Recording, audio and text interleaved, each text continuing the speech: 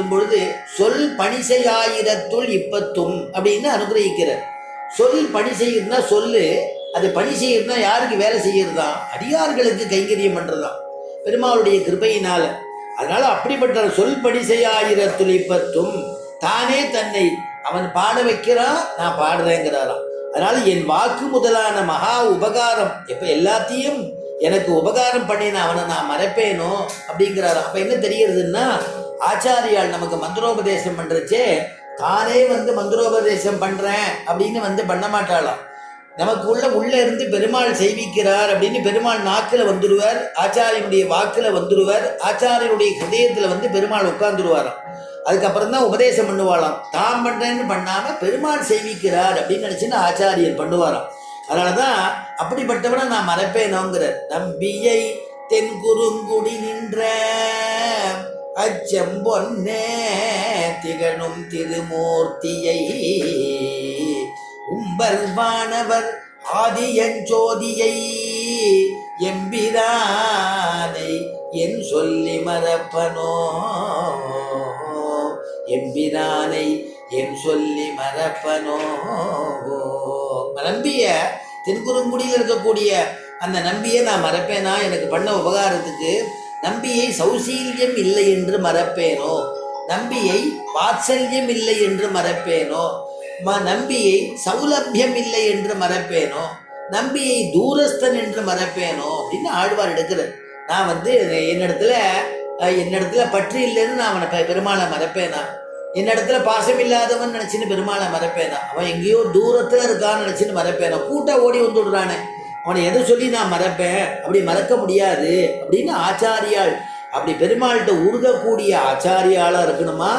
பிரம்மத்தை தெரிஞ்சின்றதான பிரம்மத்தை பார்த்துட்டதான ஆச்சாரியனா இருக்கணுமா? அப்படி இருக்கக்கூடிய ஆச்சாரியலா இருக்கணும் அப்படின்னு சாஸ்திரம் சொல்றது. ஏன்னா ஆச்சாரியன் இல்லைன்னா நம்மளால எதுவுமே பண்ண முடியாது. ஆச்சாரியனுடைய கடாட்சத்தினால்தான் நமக்கு மோட்சங்கிற சாம்ராஜ்யத்தை கொடுக்கக்கூடியவா ஆச்சாரியாலாம்.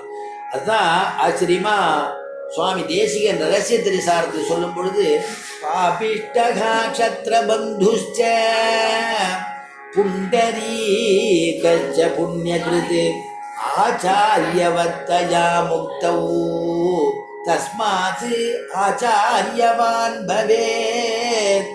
பாபிஷ்டகா க்ஷத்ரபந்துஷ்ச. ஆண்டாள் பெருமாளை அடைஞ்சா, பெருமாளை தான் விவாகம் பண்ணிப்பேன்னு அடைஞ்சா. ஆனா ஆண்டாளுக்கும் ஒரு ஆச்சாரியனாக யார் இருந்தார்னா பெரியாழ்வார். பெரியாழ்வார் யாரு அப்படின்னா கருடனுடைய அம்சம் தான் பெரியாழ்வார், விஷ்ணு சித்தர்.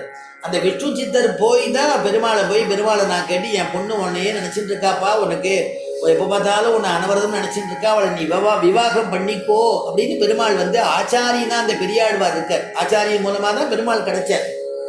அதே ருக்மிணி பிராட்டி எடுத்துட்டேன்னா ஒரு பிராமணோத்தமர் வரார், அவரிடத்துல 7 ஸ்லோகத்தை எழுதி கொடுக்குறா. கிருஷ்ணனை நான் விரும்புகிறேன், நீங்கள் துவாரகைக்கு போகிறீங்களே, நீங்கள் எனக்கு கிருஷ்ணனை நான் விரும்புகிறேன், அவனை அடையணும்னு நினைக்கிறேன், சிசுபாலன்னு எனக்கு சொல்லிட்டா நான் என்னுடைய பிராணனை விட்டுடுவேன், நீங்கள் இந்த விஷயத்தை சொல்லுங்கோங்கடா. அதனால தான் 7 ஸ்லோகத்தை எழுதி கொடுக்கும் பொழுது அதுக்கெல்லாம் உதாரணம் கூட சொல்கிறா. தன்மே பவான் கடுவிருத பதிரங்கஜாயாம்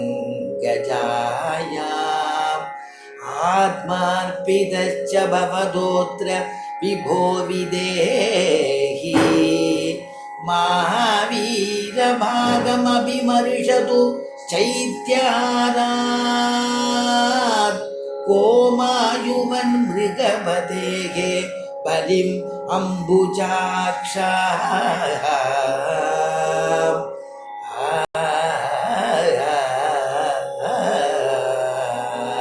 தன்மே பவான் கருவிருத பதிரங்கஜாயாம் ஆத்மார்பிதச்ச பவதோத்ர விபோ விதேஹி. கிருஷ்ணனிடத்துல சொல்லும் பொழுது, கிருஷ்ணா உன்னையே நினைச்சிட்டு இருக்கேன், 7 ஸ்லோகத்துல ஒரு ஸ்லோகம், உன்னையே நினைச்சிட்டு இருக்கேன் அப்படின்னு பிராமணோத்தமர் படித்து சொல்றா. கிருஷ்ணா உன்னையே நினைச்சிட்டு இருக்காளாம் அவ.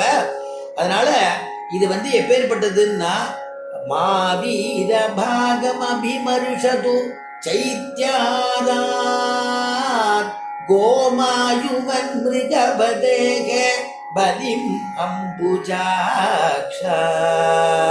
கோமாயுவன் ரிகபதேகே பலிமம்புஜாக்ஷா.